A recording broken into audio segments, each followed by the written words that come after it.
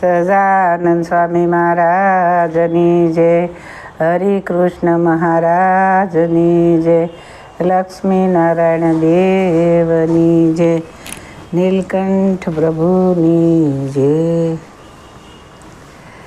ઇતિ વચનામૃત 21. એકાંતિક ધર્મવાળાનું અક્ષરના 2 સ્વરૂપનું.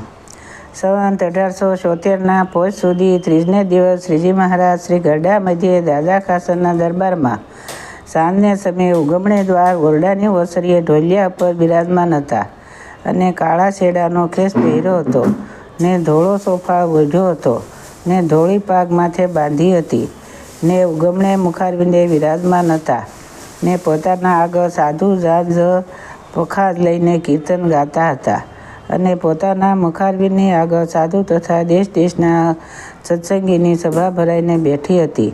પછી તે